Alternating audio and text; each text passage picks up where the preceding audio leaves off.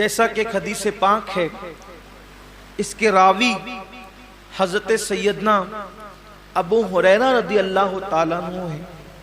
جب حضرت ابو ہریرہ رضی اللہ تعالیٰ عنہ تشریف لے گئے ملک شام، تو ملک شام پہنچنے پر لوگوں نے آپ سے عرض کی کہ اے صحابی رسول، اے اللہ کے رسول صلی اللہ علیہ وآلہ وسلم کے صحابی، آپ نے آقا کریم صلی اللہ علیہ وآلہ وسلم کی زیارت کی ہے، آپ ایک کام کریں کہ آپ ہمیں اللہ کے رسول علیہ السلام کی کوئی ایسی حدیث سنائیں جس پر ہم عمل کر کے نجات پائیں۔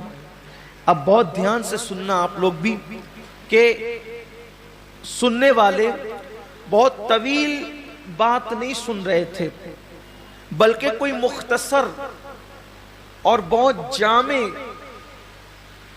انہیں کوئی مضمون چاہیے تھا۔ یوں تو میرے آقا علیہ السلام کی ہر بات ہی جامع ہے، حضور نے جہاں جو بات کہی ہے اس بات کا کوئی جواب ہی نہیں ہے۔ میرے امام فرماتے ہیں فصحا عرب کے بڑے بڑے تیرے آگے یوں ہے دبے لچے، کوئی جانے منہ میں زباں نہیں بلکہ جسم میں جان نہیں۔ حضور نے جب باتیں کہی ہے تو ان کی باتوں کا کیا کہنا۔ آج بھی آقا علیہ السلام کی حدیث پڑھی جاتی ہے تو انسان پر ایک عجیب سا کیف چھا جاتا ہے۔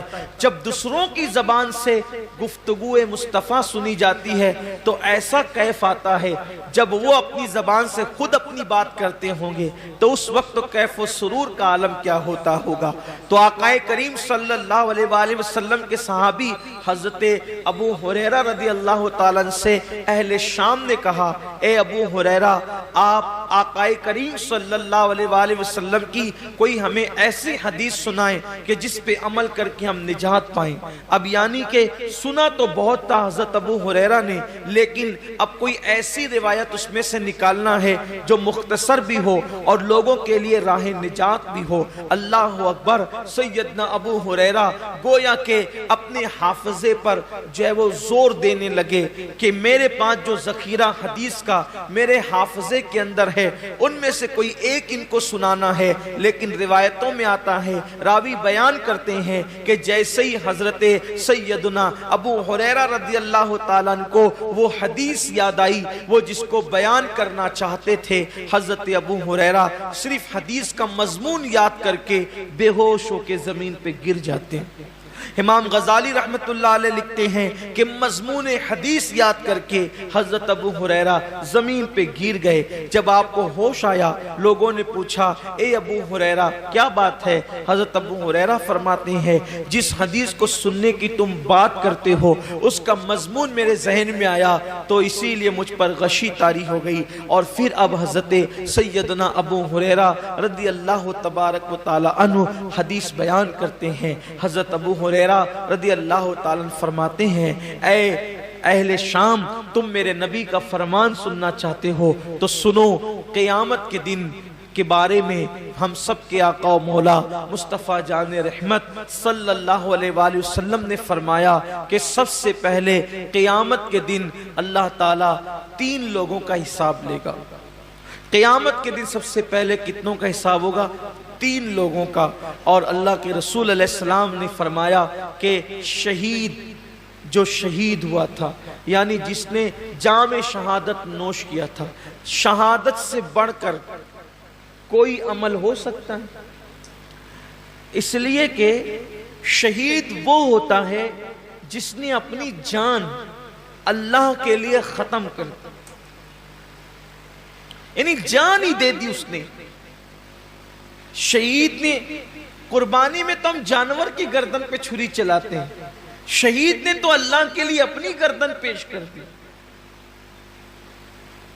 شہید نے اپنی گردن پیش کر دی۔ سب سے پہلے شہید آئے گا اور اللہ تبارک و تعالیٰ اس شہید کو اپنی نعمتیں یاد دلائے گا، اور نعمتیں یاد دلا کر کے اللہ تعالیٰ جب اس کو اپنی نعمتیں یاد دلائے گا تو پوچھے گا، اے میرے بندے، میں نے تجھے اتنی نعمتیں دی، اب بتا تو نے میرے لیے کیا کیا؟ شہید عرض کرے گا، مولا تو جانتا ہے کہ تو نے مجھے نعمت دی تو میں نے تیرے لیے اپنی جان قربان کر دی، گلا کٹا دیا، گردن کٹا دیا اور میں شہید ہو گیا۔ میں نے جان دے دی تیرے لیے. اللہ فرمائے گا تو جھوٹا ہے. اللہ فرمائے گا تو جھوٹا ہے. تو نے اس لیے گردن نہیں کٹائی تھی کہ میں راضی ہو جاؤں، بلکہ تو نے اس لیے گردن کٹائی تھی تاکہ لوگ تجھے بہادر کہیں. لوگ تجھے بہادر کہیں. بہادر کہلانے کی وجہ سے تو نے یہ کام کیا تھا، سو وہ لوگوں نے تجھے کہہ دیا اور میں نے تجھے بہادر کہلوا دیا. اس لیے آج تیرے لیے میرے پاس نہیں ہے کچھ، اور تو نے جس کے لیے عمل کیا تھا اب جا کر کے ان سے صلہ حاصل کر لے. گھر کی فریج بھرنے والوں اور گھر کی فریج بھرنے کے لیے قربانی کرنے والوں، یا لوگوں کی جھوٹی شہرت کے لیے قربانی کرنے والوں، ذرا ہوش کے ناخون لو. یہاں تو جانور کی گردن پہ چھری ہے، وہاں تو اس نے اپنی گردن کٹائی. اللہ فرمائے گا تو جھوٹا ہے. بہادر کہلانے کے لیے شہید ہوا تھا، جس کے لیے تو نے یہ کام کیا تھا جا کے ان سے صلہ حاصل کر. آج تیرے لیے میرے پاس کچھ نہیں ہے. اور اللہ فرشتوں سے کہے گا اس بدبخت کو گھسیٹ کر کے جہنم میں لے جاؤ. میں یہ نہیں کہتا کہ قربانی کا گوشت گھر میں رکھنا جائز نہیں، پورا بھی رکھ سکتے ہو، لیکن اللہ کے لیے تو کوئی قربانی کرے.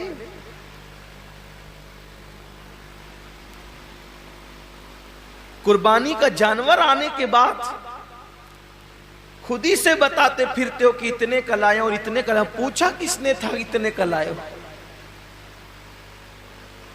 اور کتنے کا بھی لائے ہو اس کو پسند آ جائے تو کامیاب ہے، ورنہ اور گوشت کی سوا کیا ہے.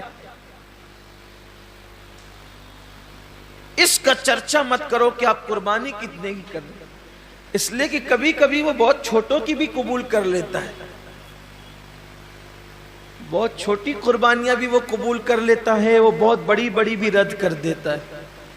اللہ کے رسول صلی اللہ علیہ وآلہ وسلم نے ایک جنگ کے موقع پر صحابہ سے فرمایا کہ آج اسلام کو پیسوں کی اور چندے کی ضرورت ہے، سو لاؤ. اللہ نے جس کو جتنی حیثیت دی.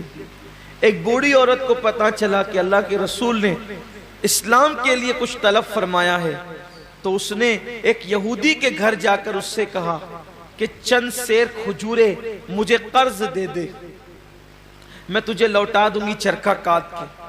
اور جب وہ کھجورے لے کر کے آئی تو سرکار کے ہاتھوں میں دے دیا. اللہ کے رسول نے فرمایا کہ جتنا یہ ڈھیر لگا ہے نا چندے کا، اس کی 2 کھجوریں سارے ڈھیر پہ رکھ دو.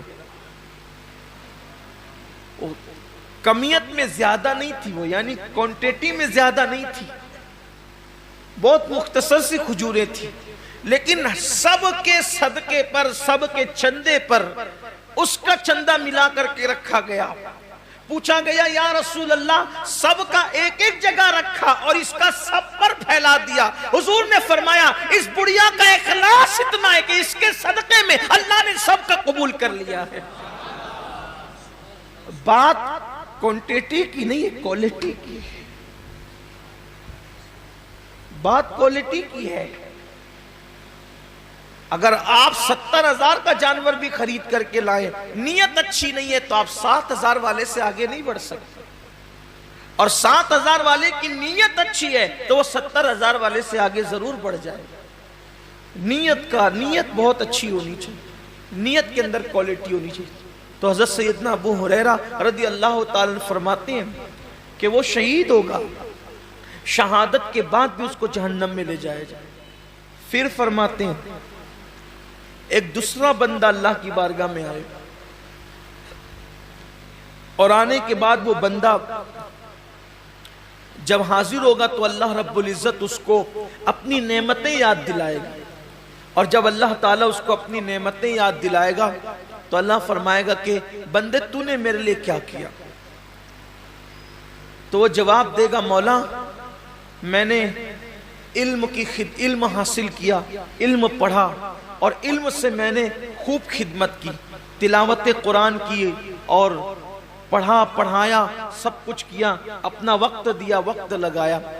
اللہ فرمائے گا تو جھوٹا ہے، تو اس لیے تقریریں کرتا تھا، علم پڑھاتا تھا، خطابت کرتا تھا، تلاوت کرتا تھا کہ لوگ تجھے عالم کہے، قاری کہے، سو تجھے کہلوا دیا گیا۔ آج تیرے لیے ہمارے پاس کچھ نہیں ہے، جن کے لیے کیا تھا انہی سے صلہ مانگ۔ اور اللہ فرمائے گا اس کو بھی منہ کے بل گھسیٹتے ہوئے جہنم میں لے جاؤ۔ یعنی جس نے علم پڑھایا تھا، رات رات بھر مطالعہ کیا تھا، دن دن بھر لوگوں کے درمیان جا کر کے علوم حاصل کیے تھے، علم حاصل کیا تھا، لوگوں کے پاس سیکھا بھی تھا، سکھایا بھی تھا، تلاوتیں بھی کی تھی، لیکن اس کو وہاں کوئی صلہ نہیں ملے گا، اس لیے کہ اللہ کی رضا نہیں تھی، نیت اچھی نہیں تھی۔ آج آپ دیکھیں کہ ہماری نیتیں کہاں تک مخلص ہیں، ہماری نیتوں میں کہاں تک اخلاص ہے۔ قرآن تو کہہ رہا ہے وَمَحْيَايَ وَمَمَاتِي لِلَّهِ رَبِّ الْعَالَمِينَ کہ جینا بھی اللہ کے لیے اور مرنا بھی اللہ کے لیے۔ یہاں تو چند تھوڑی بہت عبادت بھی اللہ کے لیے نہیں کر سکتے۔